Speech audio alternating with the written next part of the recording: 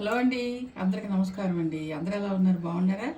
నేనండి ఈరోజు మా రాధాకృష్ణ యూట్యూబ్ ఛానల్లో ఏం కూర చేసి మా ఫ్రెండ్స్ అందరూ చూపిస్తున్నానంటే చిక్కుడుకాయ టమాటా అండి.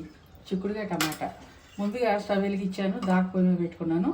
ముందుగా ఆల్రెడీ చిక్కుడుకాయలని ఉడకబెట్టేసుకున్నాను. చిక్కుడుకాయ ముక్కలు ఉడకబెట్టుకున్నాను శుభ్రం చేసుకుని.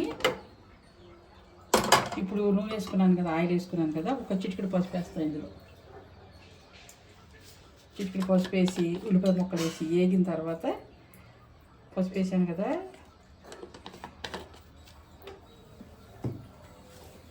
ఇప్పుడు ఉల్లిపాయ ముక్కలు ఇవి బాగా వేగిన తర్వాత అప్పుడు నెక్స్ట్ ఏం వేయాలో మీకు నేను వేసి చూపిస్తాను.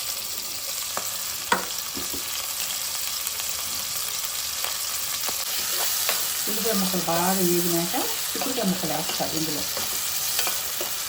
ఉప్పు కొద్దిగా ఉప్పు చల్లినా, ఎందుకంటే ఉల్లిపాయ ముక్కల్లోకి తప్పగా ఉండకుండా ఉంటుంది అన్నమాట. అయిపోయినాయి కదా చిక్కుడుకాయ ముక్కలు. ఆల్రెడీ ఇప్పుడు ఉడకబెట్టేసుకున్నాను, శుభ్రం చేసుకున్నాను, 2 సార్లు కడిగాను, ఉడకబెట్టేసుకుని ఇందులో వేస్తున్నాను. వీటిని ఉడికిన తర్వాత నెక్స్ట్ ఏం చేయాలో నేను చూపిస్తాను. పానీ వేసుకున్నాక ఇది బాగా తీసుకున్నాను ముక్కలు. మా రాధాకృష్ణ యూట్యూబ్ ఛానల్లో ఈరోజు నేను చిక్కుడుకాయ టమాటా కర్రీ చేసి మీ అందరూ చూపిస్తున్నానండి. మీకు నచ్చితే మీరు కూడా చేసుకోండి ఇంట్లో. ఇప్పుడు దీని మీద మూత పెట్టేస్తా మొగ్గుద్ది.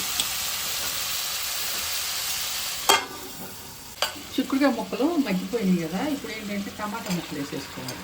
ముందు చిక్కుడుకాయలు వేస్తే ఒక రకమైన రుచి వస్తుంది. అందుకని నేను ముందుగానే చిక్కుడుకాయలు వేసుకుని తర్వాత టమాటాలు వేసుకుంటే టమాటాలు ఊరికే మగ్గిపోతాయి. నాటు ముక్కలు కదా.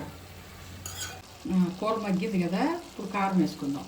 కారం కొద్దిగా చూసుకుని వేసుకోండి, ఎందుకంటే మంట ఎక్కువైతే ఈ కూరలో పెద్దగా కారం పట్టదు. కారం వేసినాక కొద్దిగా నీళ్ళు పోసుకుందాం, ఎందుకంటే గుజ్జు గుజ్జుగా రావాలి కదా కూర. అప్పుడు ఇలా తిప్పేసుకుంటే గుజ్జు గుజ్జుగా రెడీ అయిపోతుంది చిక్కుడుకాయ టమాటా కర్రీ. కూర ఉడికిపోయిందండి. మరి మా రాధాకృష్ణ యూట్యూబ్ ఛానల్లో నేను చేసిన ఈ టమాటా చిక్కుడుకాయ కర్రీ మీకు నచ్చితే మీ ఇంట్లో కూడా మీరు చేసుకోండి. ఇక నేను స్టవ్ కట్టేస్తాను. ఈ రోజుకి వీడియో ఇద్దరు ఆపేస్తాను. రేపు మళ్ళీ ఇంకొక వీడియోతో కలుసుకుందాం. బాయ్ అండి.